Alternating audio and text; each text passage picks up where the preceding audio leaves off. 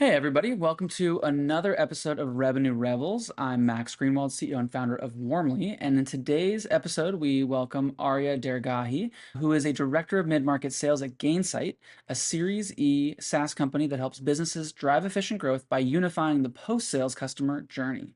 At Gainsight, he built the SMB and mid-market segment from scratch, which is now doing, no joke, just shy of 10 million annually. And it got him, of course, landing in the President's Club last year. And before that, he was number 15 at Churn Zero, helped them scale from seed to Series B. He was also a President's Club winner multiple times during his 4 years there. So, Ari, I guess I have to know, why do you love customer success sales so much? Well, Max, first off, thank you for having me. Honored to be here. Excited to chat. Let me share a story with you that might explain that a little bit better. A few positions ago, I was working at a company called Rain King, and there we ultimately got bought out by a private equity firm. And when the new CEO came in, he came in with a really unique model that had all of the account executives actually focusing on the customer. So not only were you responsible for selling new business, but the AE was also responsible for implementing the customer, training them, keeping adoption high, doing QBRs and EBRs, ultimately getting the account. So you were doing both. The way the compensation structure was created was that based on your renewal rate, your new business commission rate would go up or down. So if you were smart, and I'd like to think I focused on the customers and making sure they renewed at a really good rate and made sure really took care of them throughout that customer life cycle of theirs. And that's kind of when I fell in love with that whole post sale process. Then I found Churn Zero, a platform designed for it, and the rest is history. Amazing. Hey, I mean, here at Warmly, we're always thinking about the importance of customer success. And as a first-time founder, for me, it was like first figure out how to get investors to give us money to build something, then figure out how to do sales, and that was hard to figure out. And then I've now the last, let's call it year, have been really learning a ton about customer success and customer support and how to optimize both getting customers to renew and be happy, but also how to make sales and customer success pair well together.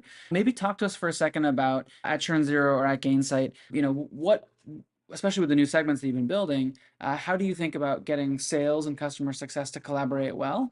Obviously, like I've heard the whole like shit in, shit out thing, right? Where it's like bad customers in, bad customers won't renew. But yeah, what are some of the main practices that, industry leaders such as Gainsight are doing to make sure that sales and CS have a good process together? Yeah, for sure. Well, I think that's the answer to that has probably changed a little bit over the course of the years. I think if you look at customer success, they were really looking at the department was really kind of a relationship based apart department prior to maybe 2 years ago or so when the ZERB era kind of ended. And now everything is all about outcomes and how do those outcomes ultimately affect the bottom line. We've structured the entire sales process to be about that. And what we have to do is make sure that that is translated and it's transferred over to the CS team. I can't say we do it perfect, but let's just say there's a lot of notes involved, and RevOps has to create a lot of fields in Salesforce to make it go as smoothly as possible. Of course, there's handoff meetings and all of that kind of stuff, but it's not an easy one. It's definitely a challenge, I think, for a lot of companies. Totally. So a lot of companies start down market and move their way up market. Gainsight's been the reverse, starting an enterprise and making its way down market. Tell us a little bit about the kind of story behind the creation of the SMB and mid market segment. Talk us from the inside. Were there conversations at the Nick level? What were sort of the pros and cons of going after these new segments? Yeah. So I think it's no doubt that Gainsight is always gonna dominate the enterprise. I don't think that's even a question. I think what we saw a lot of is that people were outgrowing the customer success tools that were built for early stage companies. As they matured, their requirements matured, and the cost of change is really, really difficult. You have to go and evaluate a new tool. You have to implement a tool. There's probably some overlapping costs that come with that. You have to retrain your company, right? Or whoever's using the platforms. There's a lot that goes into that rather than just switching isn't easy ultimately. So the thought ultimately is if we could make some adjustments to the platform to make it easier for startups and scale ups to get on board and not have to ultimately do that transition later on, right? So those are going to be happy longer term customers. That is a big win for any business, right? The longer you can keep them. So I think that was the mentality that really went behind it, and happy to say that we've been showing success in the space. That's great. I mean, yeah, obviously, like going just shy of 10 million annually is pretty awesome. I mean, I kind of Sure. get the like PLG approach of like kind of do a little mini free tier, get some people interested in understanding Gainsight, but to create a whole sales motion in SMB and mid market means you're going to be going up against competitors who are total experts in the down market sort of space. Maybe just talk to me a little bit about, what are some of the initial shocks to the system around the difficulty of getting into those segments and how did you overcome them? Yeah. Well, I think the first thing is Gainsight had all kind of been in a class of its own. It really didn't see a lot of competitors because there wasn't anyone that kind of competed in that space. And you're 100% right. As you go down market, every deal will have 3 to 5 competitors in there. So a biggest shock to the sales motion is we have to create not necessarily a team, but a motion around continuous enablement on what our competitors are doing. How do we talk about it? How do we combat it? And things of that nature. It started out with a few people. I think it's still around that, but so when people usually kind of create this competitive intel group of folks, it's a secret shop done here and there, and then you never kind of really talk about it again. It has to be a continuous process that is also weaved into all of our enablement sessions. And as a company, we do sales enablement group sessions about like once a week. So you're always seeing some content around competitors. Also, making sure the whole company is contributing to that. The easiest, maybe not the most organized, but the easiest way to start with it is just getting a Slack group, Slack channel spun up. And as anyone hears anything that's interesting, put it in there. It doesn't have to be just the sales team. It comes from the entire company. Nice. I love it. Yeah, we have similar, we call it similar services internally at Warmly, Yeah, sort of the like light version of competitors. And we're always posting different links and trying to understand, what's going on and where the kind of competitive edges. And honestly, like I think competition is healthy and it really breeds great markets and also pushes companies, vendors like us, like Warmly, like Gainsight to be best in class and best in some way. And so I get invigorated when I see competition coming around. I know that one of the things that's really important for you on the SMB and mid-market segment here at Gainsight is the importance of response time and really moving quickly. Maybe just tell us a little bit about how that ethos or value on the team was created. Why was that so important to you? And then what outcomes has it led to? totally. So I'll share another story. This actually happened during my time at Churn Zero, and I think it was a sales kickoff it was something like that. And we had a customer come in. They had been a customer for some time now, I think about 6 months to a year at this point. And they were chatting to the growing sales team on ultimately why they decided to buy us. And the thing that where the customer said is, look, during the sales cycle, I really didn't see too many differences between any of these tools. They were all very similar. Yes, there were some small differentiators in features, but they didn't really apply to me and what I needed at the time.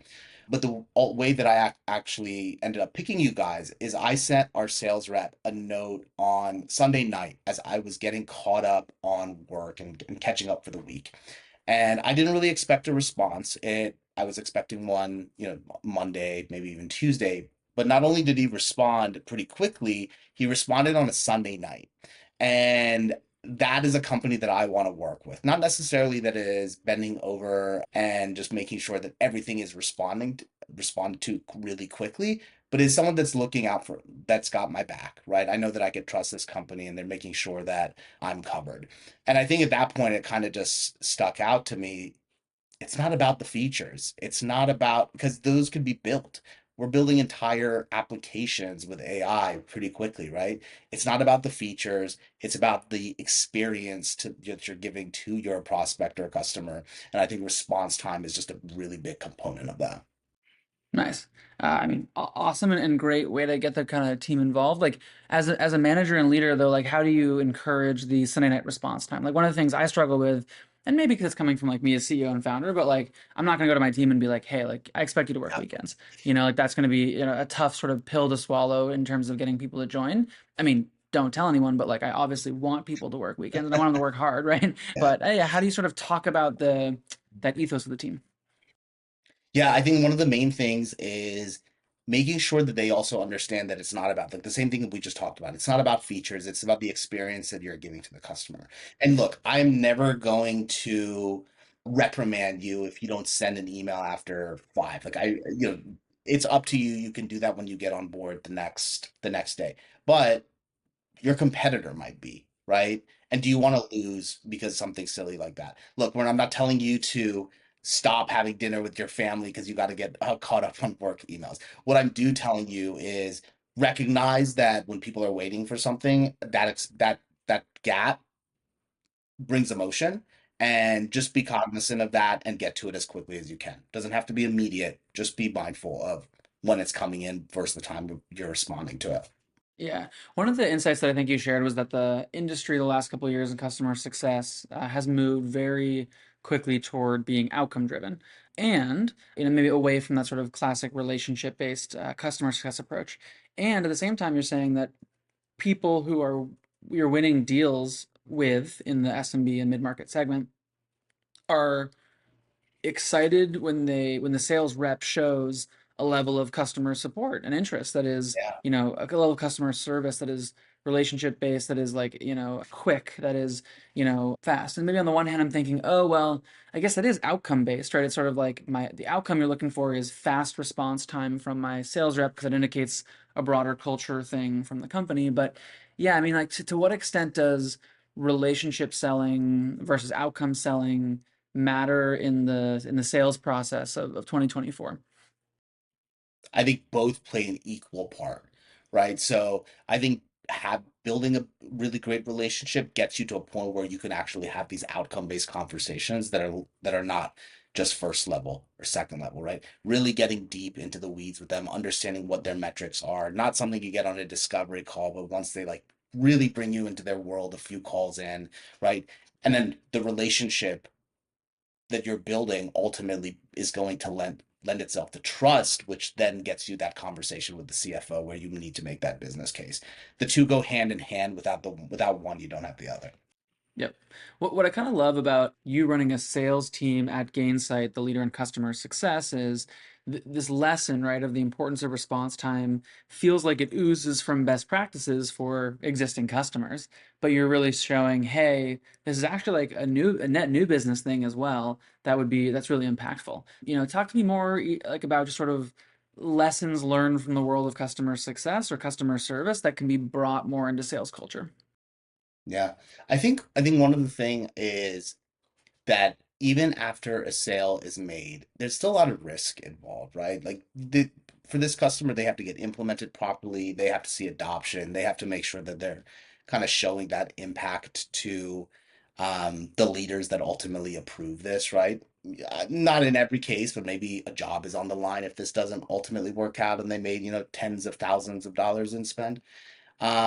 And we have to be mindful of that, and anything that we can ultimately do to quell those fears, even within the sales cycle, is going to lend itself well to a really happy customer. Yeah, nice. It actually reminds me of a time where I was working with a rep and she was telling me, hey, this prospect really just wants a discount and let's give them 10% off and get the deal done. And I like thought about it and I was like, you know what? Yes, they're telling us they want a discount, but I wonder if underlying that, what they're really saying is, I need to look good to my bosses that I can like get something over the line and I'm taking a risk to bring you guys on. And if it doesn't work out, then my job could be on the line. And so I said, you know what, instead of actually giving into the discount, what if we just get on a call and listen? What if we spend a lot more time trying to understand their business, what they care about, and then try to figure out, okay, like, what are your fears in signing? What are the reasons that you're hesitating?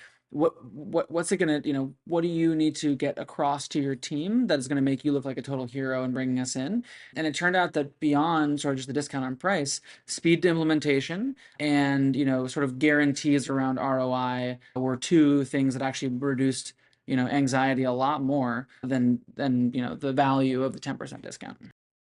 You know what the wild thing is about this, Max?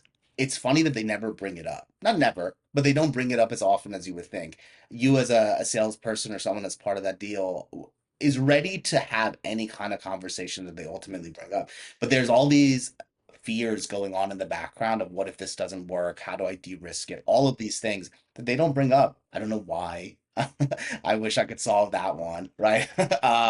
But going back to what you were saying, how important is the relationship? They're not going to tell you those things if they don't trust you. They're not going to tell you those things if you haven't built a relationship with them in the process. So yes, outcomes and all of that stuff, de-risking and all of that stuff. But I really want anyone to have built such a relationship where asking that question it's not weird, right? I ask some really important questions of my family where I don't think twice about it, right? Like because we have that relationship, your prospect isn't going to be your family, but I'm sure you could get to a point where you could ask something without thinking in your head, is this going to get taken wrong? Hmm. So speaking of, building that relationship, really connecting, a lot of people are talking about the value of gifting in B2B sales. I'm curious at Gainsight, does the customer success team have the ability to give gifts to customers, and again, not to like trick them into coming back, but just to say thank you and, here's some Gainsight swag, or let's bring you to a game. And maybe in the enterprise segment, you probably have bigger gift budgets to wine and dine someone, but maybe in SMB and mid-market, you're on more of a shoestring budget. So how do you guys think about gifting at Gainsight?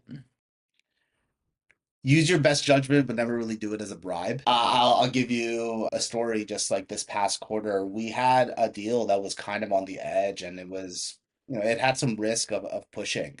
And our champion ultimately ended up getting it through, and you could tell that they were fighting for it too. Wasn't an easy task for them. And I sent them a hoodie afterwards, like a branded hoodie.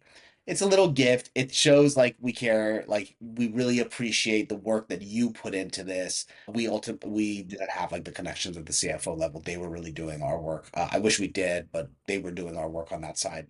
And it's just some opportunities to say, "Hey, I'm listening, and we appreciate what you've done." We like to do it if like someone's just sick, like, "Hey, here's a DoorDash. Like, if you're gonna take a meeting with us or sit through one of the next 15 calls. Maybe we can make it a little bit more enjoyable, but we never bribe. You'll never see us giving you something to take a meeting. Yep, I think that's a really cool way to think about it. And I love the idea that you got the deal over the line and then you sent them the hoodie, right? And so just like to be really clear here, like you had the deal. There was sort of you didn't have to do this, but I think it just sort of speaks to the I don't know, it feels like core value that's intrinsic to Gainsight and the idea of customer centric culture that like here we have someone on the sales team who's like, I already got the deal, but I still want to give this person, something to make them feel good. We recognize the effort that you put into this and want to make sure that we show that somehow. We recognize and we Yeah. value it. And a hoodie is the least of the things that like I wish I could do, right? Yep. But it's also reasonable. One of the other things that is great about Gainsight is not just being a customer centric culture, you all are a product centric culture as well. I know that one of the things that's important to your team is making sure that AEs get product expertise and spend time to really understand the product. Now, it makes sense, right? You got to understand what you're selling, but maybe tell us a little bit about how you all think about it at Gainsight. Yeah. So we do have in our organization, we do have solutions consultants who really get into the technical weeds, configuration and all of that stuff. And they give the demos as well. And the reality is like any kind of CSP can start to become a little vague. You could do really whatever you want to do with them. So and it requires having the good data and making sure you're having all the right connections of the automation setup. Can get pretty complex. But I think there's a time and place for them to come in, and there's a time and place where the AE also has to know the product code as much as they can.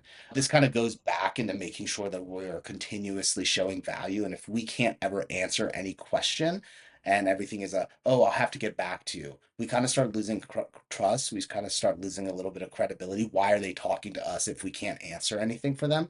So, one of the things that we are doing continuously, we are trying to make AEs as much a product experts as it makes sense to.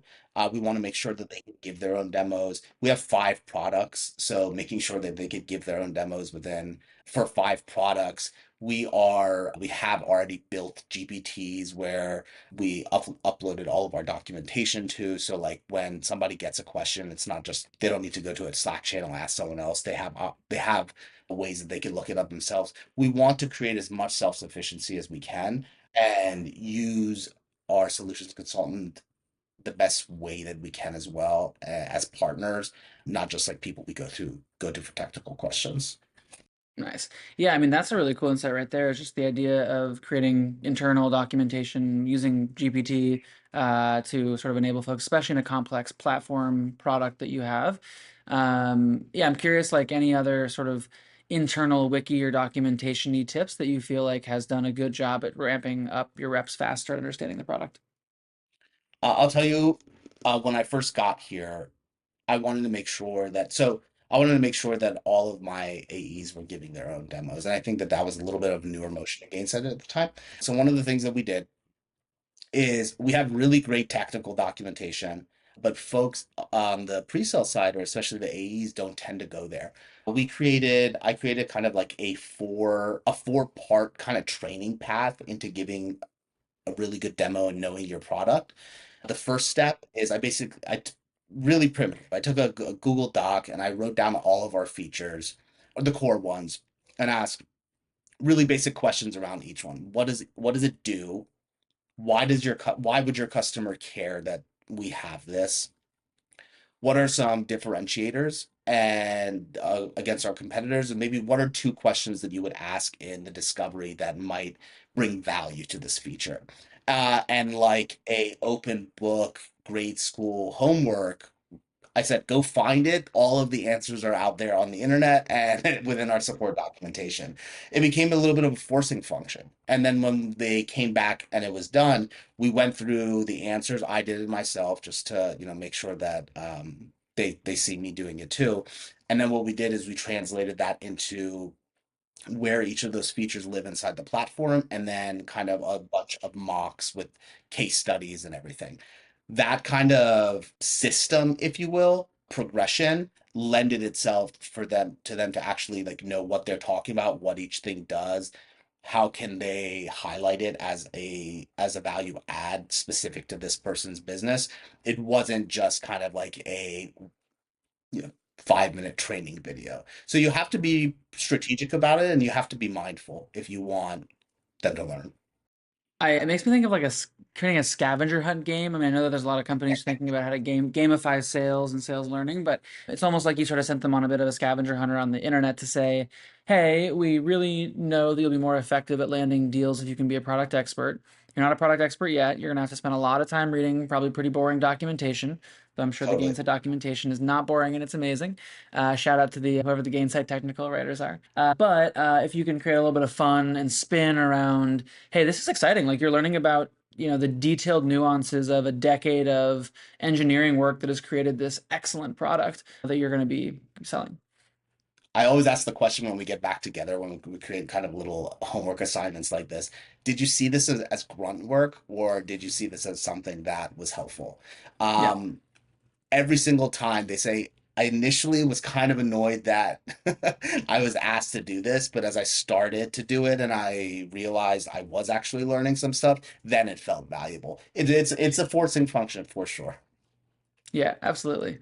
Yeah, so I guess like is there any other tips that you have for really enabling AEs to really learn your product, eat your own dog food? I mean, I'm really curious about this topic because I feel like Warmly, for example, is a bit of a can be a complex product that, has really advanced workflows. And so we're thinking as well through how we enable our sales team to deeply understand what we do.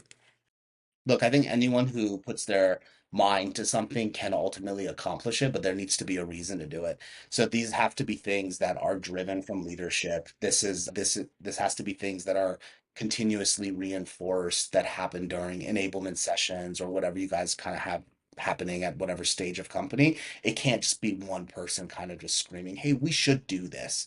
Because then it just gets lost. The biggest tip is make sure that you have a number of leaders that agree with it, and then I think once you have that alignment, everything else becomes easy because building out the content is simple. Obviously, you have experts on the company who can train people. There's all the resources are there. You just need to get alignment with everyone to make sure that we should put all those resources in the right place or in a place. Yeah. So I'd say no question, AE should be doing their own demos, really understand how to get the product, even if you have like solutions consultants involved. How do you think about SDRs? Yeah. I think that maybe it doesn't have they don't have to be able to give full blown demos, but I do think that they should be able to answer some really simple questions and be able to give vignettes, if you will, of a platform, even if it's a little bit of a feature dump. There's consistently this conversation about how much value are SDRs providing to any organization. If we're just using them for qualification, are they, overpaid? I would argue that SDRs are incredibly valuable to an organization, but we can make them more valuable, right? Because anything, because if we're just using them for qualifications and just making calls, AI is going to take that over pretty quickly, right? What else can we do to add value into their world? I don't think they need to maybe become like the full blown experts, but I think it is going to become really competitive, and you need to know more than you want to. You need to know more, and the same thing I was talking a little bit earlier about where a customer or prospect, if they ask an AE a question and it consistently is, well, I have to go check with my SC, that's going to start happening at the SD level too. Yep, well said. Yeah, I guess between the SMB, mid-market, enterprise segment, out of curiosity, talk to me about the kind of like ratio of SDRs to AEs, and then I guess like are AEs expected to self-source? How have you guys found that's differed from segment to segment at Gainsight? Yeah, so it's about 2 to 1. One SDR typically handling two AE. Sometimes it's a little bit more. That's in the mid market segment, SMB mid market. I don't know as much about the how the enterprise team is structured, but AEs are continuously encouraged to self source. I don't think it is everyone's going to kind of hate me for saying this. I think getting one a week, 1 or 2 meetings a week that are self-sourced are reasonable. That might differ depending on like what type of business you are, the volume and all of that kind of stuff. But I don't even think that's, I think it's reasonable. I don't think that's easy. I think that that comes with consistency, like anything else. You probably have to set an hour aside and go through a list. What are some lost ops? It has to be strategic, but we expect everyone to do it. We encourage it, and if lead volume is going down a little bit, there might be a spiff to try to encourage it even more. Yep, makes sense. Well, we only have a couple more minutes left. So I want to jump maybe next to talk about hiring. I wonder, I've always debated, do you think the AE that has a network in customer success software before, let's say they were at a different customer success platform, let's say like all things being equal, would you hire them over a different AE that feels maybe hungrier and, maybe a better fit, but they've never worked in the industry before?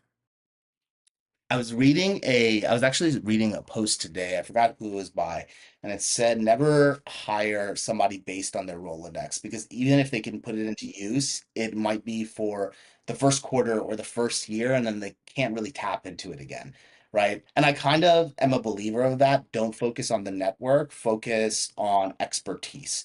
Some of that expertise might come with time, but do they want to become an expert, right? Somebody who's been in the CS space for a while, I would be more encouraged or more excited to bring them in based on what they know, not who they know, because I know that that's going to translate over really well.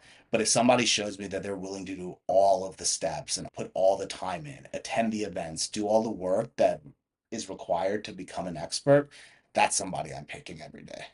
Yeah. We have a core value at Warmly called slope over y-intercept. And it's kind of a Mm. math joke, but basically it's the idea that like the slope of the line, i.e. the rate of change, the rate of learning, is more important than the y-intercept, which is like where you start. And so if you start with 20 years of expertise, but you don't learn at all, you're going to be quickly eclipsed by somebody who's hungry, scrappy, going to learn really, really quickly, but maybe they only have 2 years of expertise. And so that has sort of informed our hiring philosophy at Warmly. Yeah, it was. So I read another post that it speaks to that a little bit. It was, again, forgot who it came from, but it was like, are you hiring somebody with 20 years of experience, or are you hiring somebody with 1 year of experience that they've used for 20 years? Very That's really different. well said. Yeah, I haven't heard that, but I like that a lot. And I've definitely met people who are the latter. Yeah, I think Well, we all. maybe as we wrap up, like, what is one question I should have asked you that listeners would want to know? And this is the Revenue Rebels podcast, so we're talking about, outside the box thinking, strategies to drive revenue. I mean, you built an organization up to like 10 million, in recurring revenue. It's pretty amazing. And any question that I should have asked you that you want to make sure we talk about in terms of building this SMB or mid market segment? Man, that's putting me on the spot. I didn't know that was coming. Yeah, maybe. Maybe we talked a lot about relationships earlier and trust and all of that. I think the biggest question is how do you get there? Pick up the damn phone. Stop talking over Zoom. That is my lesson. That will get you to places you never knew existed. If you're not chatting with your prospects on customers via text or on the phone, is there even a relationship there? Okay. And so it's sort of like, is that a combination of advice that's just like quantity of dials is sort of important and critical, and also the quality of sort of multi-channel interaction is also key. More multi-channel than the activity and activity of dials. So the way that I kind of meant it is I'm gonna share just kind of like an observation I've seen. Whenever somebody gets on a Zoom meeting, there's a level of professionalism that comes out in B2B, which is totally reasonable. That's kind of what we expect.